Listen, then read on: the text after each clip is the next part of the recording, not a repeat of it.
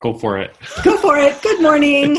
Good afternoon. What time of day is it? Hi, I'm Dr. Minette Riordan, co-host of the Path to Profit podcast with my husband, Brad Dobson, and our awesome guest, Julie Anderson, this morning. Welcome, Julie. Welcome, Julie. Hey, thank you for having me on. I'm very honored to be here. Oh, we're super excited about our conversation this morning. And just to let everybody know, before we got on the call, we were talking about events and event planning and just saying that Brad and I just finished hosting our Path to Profit Design Your Roadmap to Success 3-day summit here in Santa Barbara. Super fun, awesome whiz-bang weekend. High five, Julie. Tons of fun. We love what we do. You know, we feel really just so lucky to be connecting with so many entrepreneurs. And Julie and I connected through the Speaker Talent Search was the name of it, earlier this year down in the LA area. And I just loved her message and the way that she connects our brain and how our brain works to our business. So she's got cool stuff for you. And as always, we have a great quote to share with you to get us started. And that quote is, "Success is no accident. It is hard work, perseverance, learning, studying, sacrifice, and most of all, love of what you are doing," from Pele. And if you don't know who Pele is or was, he was one of the most famous soccer players ever. Go ahead. Oh, I was turning off your phone. I know, my phone's ringing. I was thinking, is that me? Wait. Cool. I like that quote. And it's, yeah, true all the time. Yeah, Success is no accident. It's a working thing. It is a working thing. And one of the things you've been talking a lot about that I have a feeling is going to tie into our conversation with Julie is learning to love the process, right? Part of loving what you're doing is also learning to love the hard work piece of it, and the commitment and the studying and the mastery. I'm going to read some of Julie's bio here. I love this. She's the Brain Lady Speaker. This is so cool. Julie Anderson is known as the Brain Lady Speaker. She's an in-demand international public speaker, and she uses her expertise in brain science to bring solution-based training into organizations with entrepreneurs for business, communications, relationship, and life success. And all of the important things that brain science can bring us.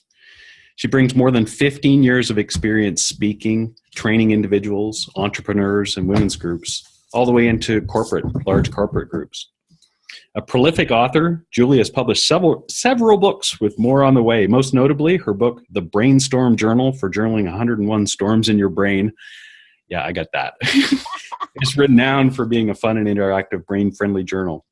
And it looks like upcoming, soon to be released, Change Your Mind in 21 Days, Practices for Creating a Healthy and Happy Mindset and Life. I need that one too. Yeah, that one sounds great. I hope it's coming really soon. It's a fun one. Yeah. I'm definitely all over this. I don't know if it's the brain hacking thing or the life hacking thing. It turns me on and trying to bring new habits on board and how we can use our brains to do that. But once again, welcome, Julie. We're excited to talk to you today about this stuff. Yeah, so I would just maybe start with I'd love to know, super curious, how did you get started in this? Tell us a little bit about your background and your journey that got you to where you are today. Yeah, and where's your lab coat if it's brain science? I know, right? Speakers back there and everything. I should do that like Bill Nye the Science Guy, you know. I should have that outfit on. I actually started in my love for the brain and really addiction to brain science is kind of what I call it. About 22 years ago, I was studying in the field of natural health, and one of the required courses was psychoneuroimmunology, which is this big long word that just simply says the science behind how what you think in your mind affects the chemistry in your brain and then in turn affects the immune system for the positive or the negative. And I was fascinated that science could measurably prove reduction or increase in immune cells. And I was like, wow. And it's all based in, what's going on up here. So I just started digesting absolutely everything I could that was connected to how neuroscience is helping us to understand ourselves better. So not necessarily when it comes to brain disorders or traumatic brain injuries, but rather just in our day-to-day life. How can this science help us? And it just spiraled from there. Like I said, I've read over, I think all are part of like 80 books. I'm looking up at my bookshelves.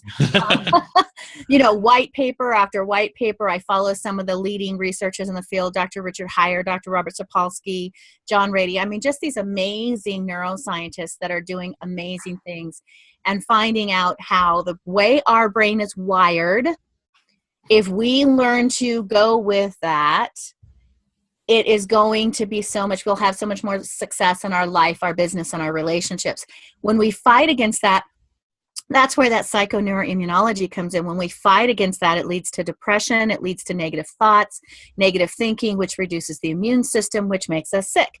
So it's this whole thing, and the application, like I said, is in life, business, and relationships. So, you can definitely apply all of this in your business as an entrepreneur. It's a very key factor. And so I love all of that, and I totally agree with how all of that works. And we'd love to really focus today on the business piece, and in particular on how this impacts money mindset, because I know it's one of the key areas that you talk about as well, and you have kind of a fun twist or perspective on the mindset piece. So tell us a little bit more about the connection between the work that you do and how you see it supporting entrepreneurs in their businesses. Well, to start with, the big thing that an entrepreneur does is they confuse the word entrepreneur with solopreneur.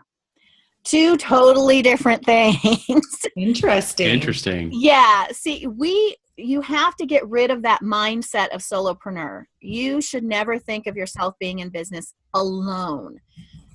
We have business strengths as entrepreneurs. So if you're looking at the cerebrum in the brain, you have areas of your brain where you are wired, according to current scientific research, to spend up to 1/100th the amount of energy to work out of.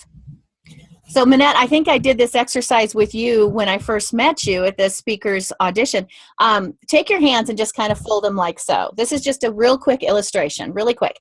So if people are listening to the audio, just interlace your fingers. Interlace your fingers like right. You used to do, the church and the steeple game. And right, exactly. Now, some of you have the left thumb on top. Some have the right thumb on top. There really isn't any difference. It's just the way your brain is wired. Now, flatten your hands out so your palms and fingers are all flat, touching each other. Shift all your fingers and intertwine them just the opposite of how you initially did it.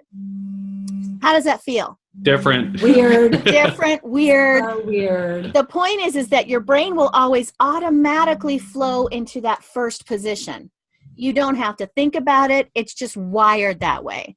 In order to do it the opposite, it takes extra thought. Every single thought is micronutrition, oxygen, and glucose uptake in the brain. So you're burning energy to do it the opposite of how you're naturally wired. Okay, so entrepreneurs, they've actually been able to identify in the brain the home of entrepreneurialism, and it is in this front right portion of the brain. So out of the 4 main brain quadrants, it's the innovator brain quadrant. That's kind of the term I've given it just to help people visualize it. And this is the home of entrepreneurialism. So we just flow naturally. It's like folding your hands that first way. You get up every morning, just flowing with all of these ideas. You can't go to sleep at night because you got all these ideas, right? The problem is, or I should say the challenge, not the problem. The challenge is that in order to follow and track all those details that it takes to pull a very successful business together, you have to use the diagonally opposite portion of the brain. And the diagonally opposite portion of the brain from where you're naturally wired is like folding your hands that second way every single time. Yeah. Wow. So you're spending all this extra energy to do all of these details. And this is why I say you can't be a solopreneur. You need to focus on where your gifts are, where your natural brain strengths are, and all of those things that take that extra energy. That's when you build your team. And I'm not saying you have to have employees, but you outsource. There are a lot of great entrepreneurs out there who have their specialty. So you subcontract and you build this team of people so that you can focus on your brain strength. And it's going to save you energy, which is going to make your business so much more successful. So are you talking, I believe what you're talking about is decision fatigue, or at least I've seen that term used, where the more decisions you have to make, as you go through the day, you have a finite amount of energy to make decisions. And so the less that you can make, such as intertwining your hands the wrong, or what you quote the wrong, or what we would quote the wrong way, the hard way, you run out of steam to make the more important decisions. Or I've heard it termed as decision fatigue. It seems quite similar to that, what you're talking about. Yeah, I probably would term it task oriented. So I use the term brain energy bank. So you were kind of spot on what you said. You have so much energy at the beginning of, say, every week that you can use. And if you're not making deposits into that bank, all you're doing is withdrawing. And if some of these tasks that you need to do throughout the day or throughout the week are, say, $100 tasks versus $1 tasks, right? Because it takes up to 100 times as much energy, you're going to deplete that energy bank really, really, really quick. So Julie, could you give a specific example maybe of one of your clients that you've helped really make this distinction, or how this has impacted you personally and how you work in your business? Because I'm getting the concept, but I'd love to have some kind of visual or a story here to really help me grasp this concept of the tasks and this concept of the bank. It's brilliant, but take it a little more visual for all of our creative. Right. Okay, so you start out the day, and I've done this with several clients as well as with myself, and I'll give you specific examples of the weight that's lifted off of people's shoulders when this happens. But you have, let's say you're creating, as an entrepreneur, you're creating an information product, right? Or you're writing a book, whatever that is, you're creating this product. There are certain steps that you need to go through for that product to go through fruition until its end. Yeah. A lot of those things go out of the creative box. So you're doing the creative, it's in your wheelhouse to do the creative content. Yeah. But let's say there's an audio series and there's a workbook, right? Mm-hmm. So you do the creative content. Now, all of those details are in this diagonally opposite portion of the brain. So to do the layout, to do the editing, to do the, the intro and the exit on all of the audio pieces. There's all these to figure out your timeline, to do your lead pages, your launch platform. That's a lot of detail. Right. That is not in your wheelhouse. Your wheelhouse is the creative portion of making this product. So this is where you stay. What you need to do is you need to be working on that. You need to take your day. Now, if you don't have a big team to outsource, we do something called sandwiching. So you start out in that creative piece where you're just, typing away, doing your creative stuff, and then you stop. The brain likes lots of breaks. Standing, going from a sitting to a standing position increases oxygen level to your brain by 10 to 15%. Wow. So you want to do that often during the day. Hydration, right? You got to keep your hydration. So you take this break, you hydrate, you move, then you have a timer and you set this timer. I normally just, where's my phone? I normally just set the timer on my phone for 30 minutes. You're focusing on the details. Now, this is if you can't outsource it. My preference is you outsource it. Right. That's the best way to do it. That's the best use of your monetization, because then you're focusing on the things that are going to make you $100 an hour, paying somebody else to do the $25 an hour stuff, right? Yeah. But if you can't, then you're taking 30 minutes. You're focusing on those details. When that timer goes off, you get up, you move, and you go back and you start depositing in that brain energy bank by doing the creative stuff again. Oh, good stuff. So that's brilliant. Okay. So that's how you sandwich it. And when people do this, it's amazing. I have one gal that I'm working with right now. She was just blown away by how much more energy she felt by the end of the day. and how much more positive she felt about the things she had accomplished and about what she was doing. And all of that is so intricately connected to your success. And it helps you hit those deadlines better. Well, big time. Plus our clients tend to be, and you're speaking to me as well as I'm listening to me. It's, we love the creative piece, right? And it's hard to get the detail stuff done. And I love what you're saying because it makes the day more fun. And if it's, it's one of the mantras that we have at our big 3-day event that we were just talking about, the Path to Profit Summit, is when I play, I make money. And I love the way that you said that because it means that I get to play, then I get to do the detail work that I often struggle with or put to the bottom of my to-do list and try to do when I'm really tired. And as you said, my energy bank is depleted. And then knowing that I get to go back to the play part is very exciting, right? Yes. So motivational. So I love that. And it just makes perfect sense. And it seems that it would also improve people's efficiency, not just their energy, but their ability to get things done, right? And knowing that they're going to be cycling through these activities and planning throughout their day to do both the creative part and the detail part, because we see so many of our clients struggling with just getting things done. So just from a strictly productive perspective or productivity perspective, it makes super clear sense. Yeah, and I guess the thing I would add to that is the you're reinforcing the part about outsourcing tasks that aren't paying you that much money, but are also, at an actual corporal level, in your body, are taking away from your business. So not just from a straight up strategic or logical perspective, they're actually affecting your business from how it affects your body. And this is a lesson that I'm slowly learning. It's interesting. So bookkeeping is the one that is a no-brainer for me to outsource. It's a huge beating for us, and it's so far outside of both of our wheelhouses. That diagonally opposite portion of the brain. Right. So I don't think it's in my brain. And it's also such a critical part of the business that it's an easy outsource. And then there's other things as we build the business where I'm a DIY type of guy, and so it's hard for me to cede control of those things. But as we go forward, it's more and more and more important to, like you said, focus on the $100 an hour or the $200 an hour or the $1,000 an hour, ROI, big things for your business. Or if you're just a solo entrepreneur,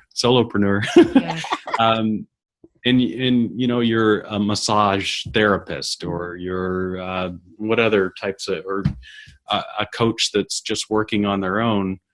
You have to realize you're in business, but you're in business to be a coach. You're not in business to put widgets on a website or to make sure that these different things are balanced in your books. That's not what's making you money. Yeah. And so I'd love to take this even one step further, because I loved the whole piece about the psychoneuroimmunology. Hey, you got it. I did. I say this out loud, psychoneuroimmunology. It's a cool word. I love words. Other people collect matchbooks. I collect words. And it's one of my geeky things.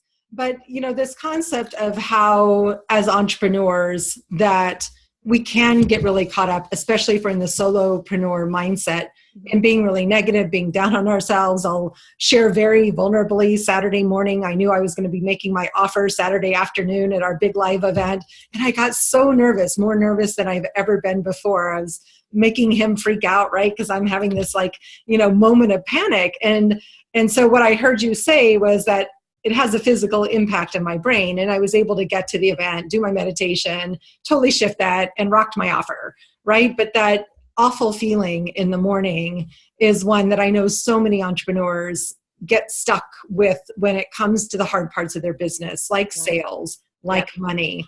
And so how do you support people? And because your books really talk about this mindset shift, right? So like the Brainstorm Journal, I'm so curious about that. But how do you help entrepreneurs make the connection between the negative thoughts the positive thoughts and the practical impact of that in their business and in that energy bank that you discussed? Well, it's really, it's a matter of stopping the negative and always looking at even your non-strengths. I tell people, you don't have weaknesses. And I use the illustration of my son and I. So I have a 6'3", very well built, very physically active son. And we have horses. And I will often bring home a ton of hay, like 20 bales of hay in the back of my truck. That's normally my run, right? And when he was, 18, 19 years old, he's married and out of the house now, so I have to do it all myself. But that's a lot of hay bales. When he was home, he could unload that, that truck of 20 bales in less than 20 minutes. I mean, wow. He could do, because he just picked up each one of these 100-pound bales. Yeah, just literally like that. And he would just toss them, right? Now, that is strength, right? That is, he's physically strong. I can't do it as fast as him, right? It takes me probably 4 times as much time. Yeah. I'm pushing the bales out. I'm using the end over end to get them stacked, but I will get it done. So does that mean I'm weak because I can't do it as fast or as strong as him? No, not at all. It's just not my strength. I don't have that physical strength that he does, so it's not my strength. And this is the way I want people to look at in their brain. Because when you say things like weakness, it kind of has a negative connotation to it. And what I want people to understand is you can do those things. It's just a lot more difficult for you to do them because it uses all this extra energy. So you start flipping everything from a negative into a positive. Everything that you do. Okay, this just isn't my strength. It just takes extra energy. No big deal.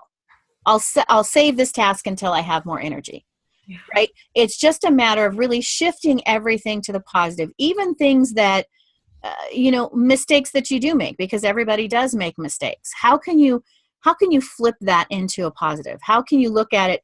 Oh, I burnt that dozen cookies again.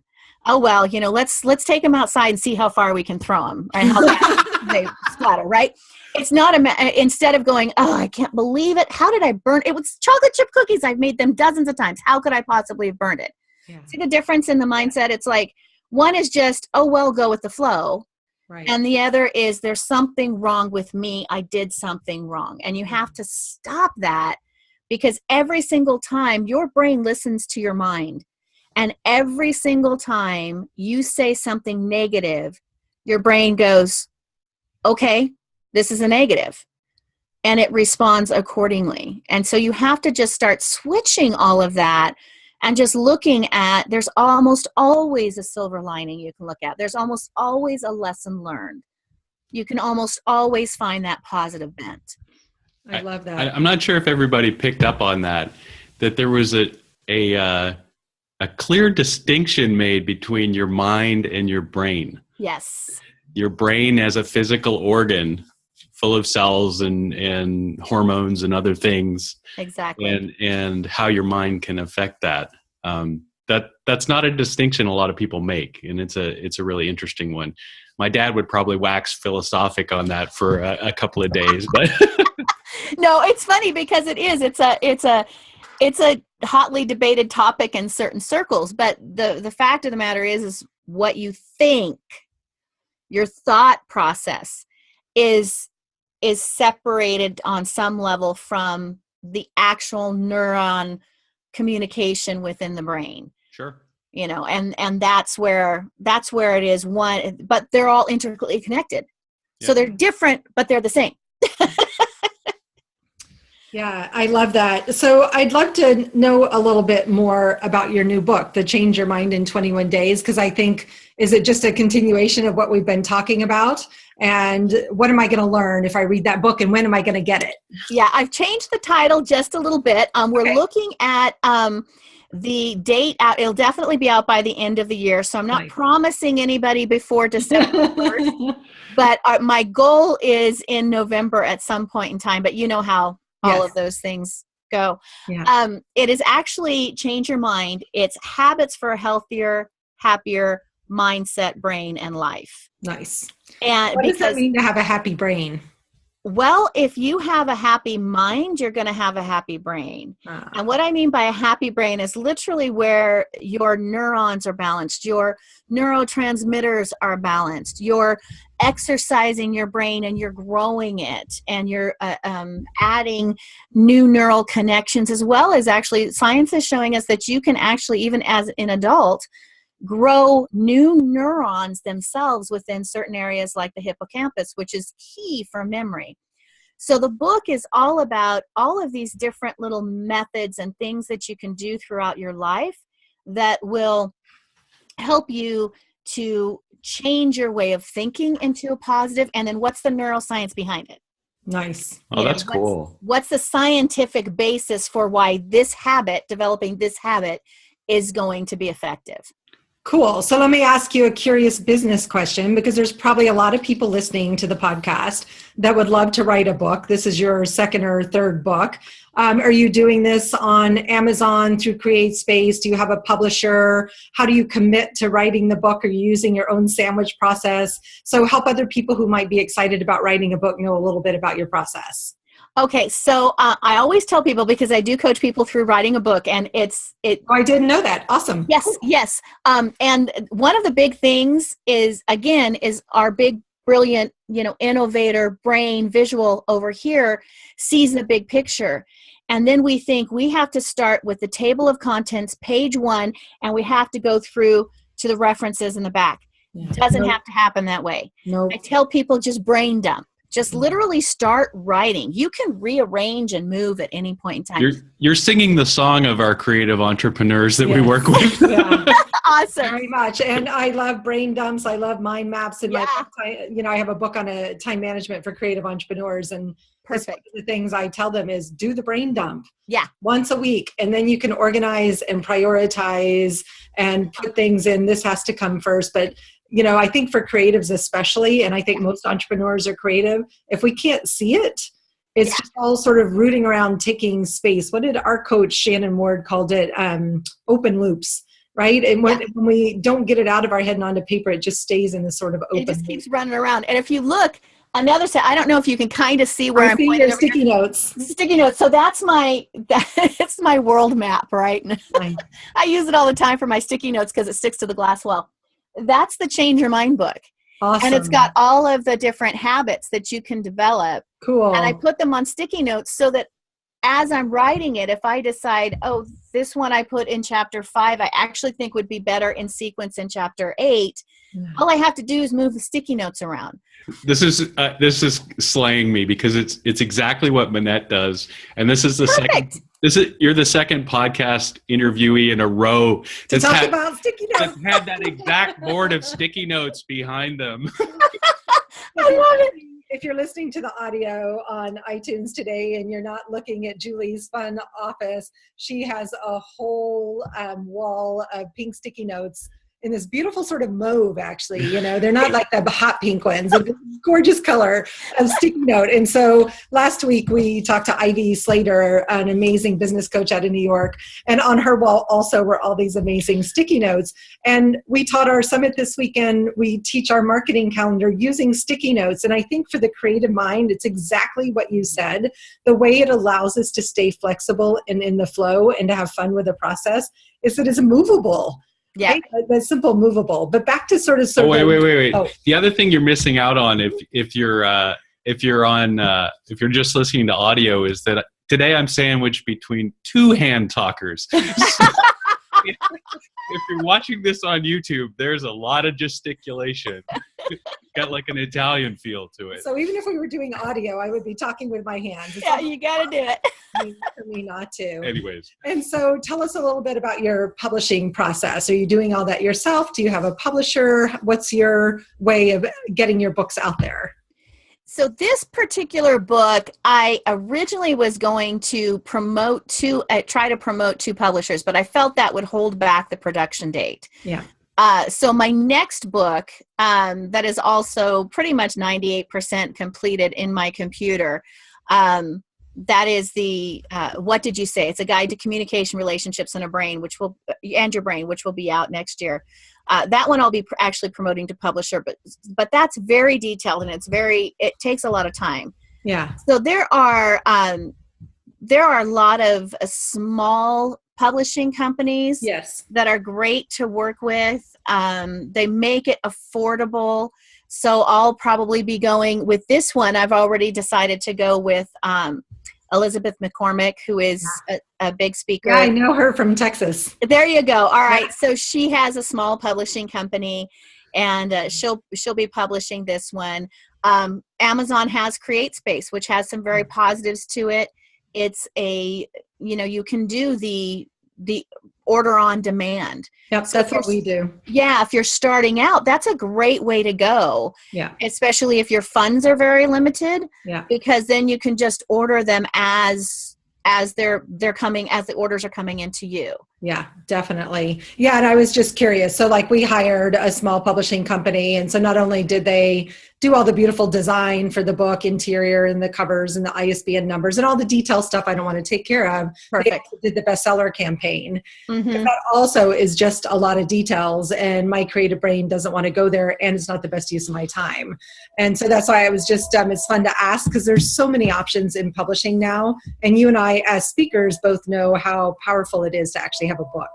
Yeah, absolutely. It's like it's a key. It opens a lot of doors if you have. And I tend to do I'm really moving into the corporate world a lot as well and doing more corporate speaking. And so the book is, it's an add value to them to be able to say, oh, and she has this book, or I can provide the book for the attendees or whatever. Yeah, I love that. It's such a great idea. And so I know you have an event coming up actually in a few days, and you still have a couple of spots available. So for anybody that's listening that's in, I would say, Southern California, like us, Santa Barbara on south to San Diego, Julie, tell us about your cool event that you have coming up the 7th and 8th, correct? Yes.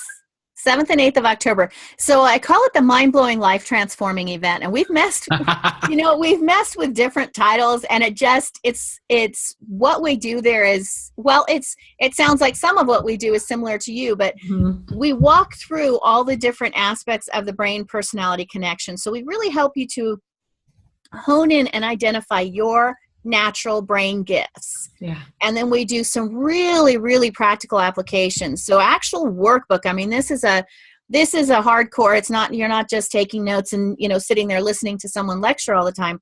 You get involved. I teach the mind mapping. We actually make all the attendees do their own mind maps, and the walls get covered, and it's very functional, so that you walk out of those 2 days with, how do I apply this information to my life, my business, and my relationships? So we work on all 3 of those facets. And it takes you, I cover psychoneuroimmunology. I walk you through a basic plan of how to change that negative mindset into a positive mindset. Start reframing your thoughts and reframing even the words that you use every day. Yeah. To help you to change that. So that's kind of the nutshell of the event. It is on the 7th and 8th in Anaheim at the Grand Californian Conference Center in their very intimate little boardroom. Nice. I fully cater the event with breakfast and lunch, because I want you to stay put. Nice. Because the work happens, throughout the entire time. Yeah. Yeah. So, and you can find out the information. I will offer $100 off to all of your listeners. Wow. Oh, wonderful. Yeah. So they can put in a code, MBE for Mind Blowing Event, and then EB. It's actually the early bird code. So MBEEB for early bird. Is that all caps? It doesn't matter. It can be caps or lowercase. It's not case sensitive.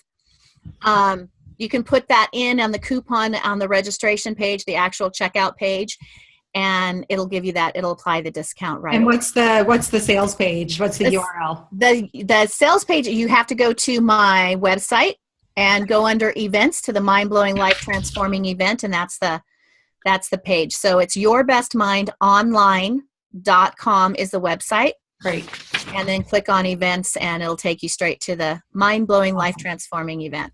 I love it. Yourbestmindonline.com. That's an awesome URL. So anybody that's interested can check that out. And then you also have a phenomenal free gift to share with people if they want to stay connected with you and follow you and find you online. Why don't you tell us a little bit about your free gift? It is called Use Your Brain to Build a Highly Successful and Profitable Business. So it's very business focused. I go through the brain personality connection. It's 4 audios and a workbook. So it's about a little over 4 hours of audio, because Nice. each one is an audio. You'll get the digital product. Your listeners can get the digital product to download. And you can either listen to it online or request the download. Because it's such a large file, I have to send it through my secure file Right. delivery system. So you can choose whichever you want. It's normally $197 on the website, but I'll give it to your listeners as a thank you to the 2 of you for having me online, and for the listeners to coming and checking me out. Oh, that's so generous of you. I know Brad and I are going to go download it. It sounds absolutely fascinating. Your event sounds wonderful. And I know that this is not the only time of the year that you host it, so if people can't make this one, they can stay connected with you, get on your list, and find out more. So any last words of wisdom about shifting that negative brain talk to a positive mindset? Let me see. What's the best trick? To wake up every day, take a deep breath, close your eyes, and just think about the beautiful day you have ahead of you. You are alive. You are breathing. You have amazing things to accomplish in the world. And if you tell yourself that every single morning, you've oxygenated your brain by taking that deep breath. And the more you repeat that in your head, the more your brain's going to believe it. Wow. That's a great stuff. That's a great tip. I love that. And, it's funny because we hear and talk to a lot of people, and we do a lot of reading ourselves on super successful people. And that's one of the things they say, is that taking that moment in the morning to reflect, to be grateful, and to focus on creating a positive day. Julie, thank you so much. Yes, that was thank you. Brilliant. I think we could have talked all day, and you were so articulate and well-spoken. It's just been a delight to learn more about you and the work that you do. Thank you. And I look forward to continuing to connect with you folks in the future. Awesome. Great stuff. Well, once again, we are the Path to Profit Academy. You can find us on Facebook, on iTunes. Give us a review. We love all that stuff. PathToProfitAcademy.com. And we'll see you next week. Thanks, Julie. We'd love the iTunes reviews. That would be awesome. Thanks, everybody. Have a great day. Thanks. Bye-bye. Bye.